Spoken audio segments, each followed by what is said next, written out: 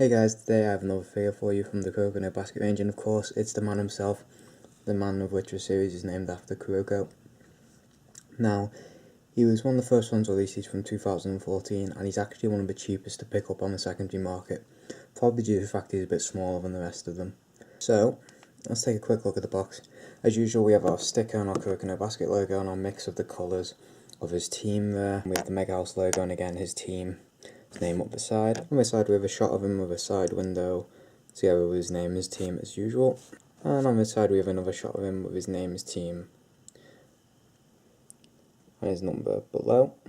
And on the back we have a couple more shots of him, same information. Up top we have another shot and two windows, and then as usual we have nothing on the bottom.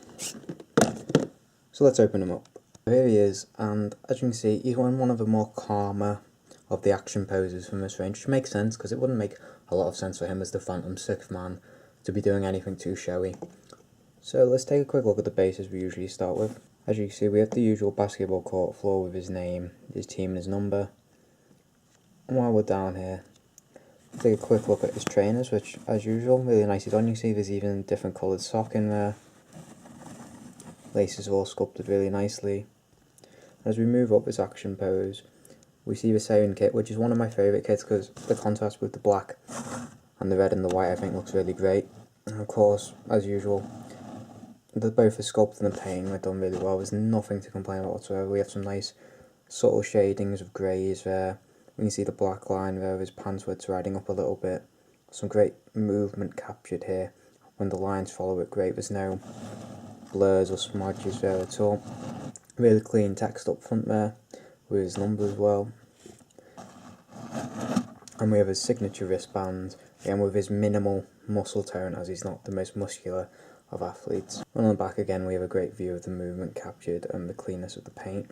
Up top you can also see he's got a really nice gradient to his hair. It's probably one of the best. I think the only other one that sort of comes as close to this is the Murasaki Obara main head. Has a really nice shade to it too, but that's really well done. I really like that. And of course big blue eyes there as well, also done really nice. Also the muscle tone of his chest and his neck there is really good. And of course, same great sculpting there on the basketball. With his hand, again, you can see he's sort of getting ready to do his signature push pass there. Well, that's a lot of alliteration. We have some very basic sculpting there on the bottom of his trainer.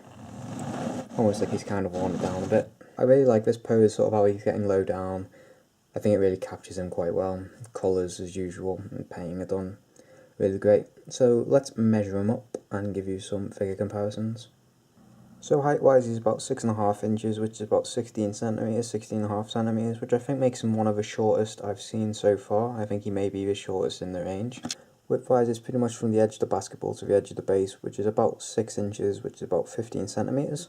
And depth wise it's from the front of the base to the back of his foot, which is about 4.5 inches, about 11.5, 12 centimetres. So here he is on a delve shelf by himself. Here he is next to 1/8 Jotaro Kujo. And here he is next to 1/6 Jotaro Kujo. So as per usual, the Megahouse figures, I have no point of complaining whatsoever.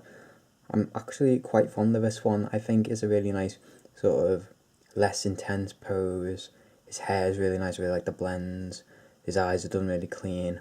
And I like how they've really captured his pose and his movement with the action of his pass. I really especially like the dynamicness of his leg. His leg's so almost sort of jointy, but it looks purposeful. This kind of shows real skill to him, which I think is important because Kuroko's kind of glossed over a bit as a character. But of course he is an incredibly talented player, and I really love this kit. I think this and the Murasaki Obara kit are my favourite. Murasaki Obara just because of the detail required for all the lines involved, in this one because the colours really pop, and the fact it's done so well really works, especially with these little wristbands here. I think that adds a really nice little touch. So thank you guys for watching, and I'll see you all in the next one.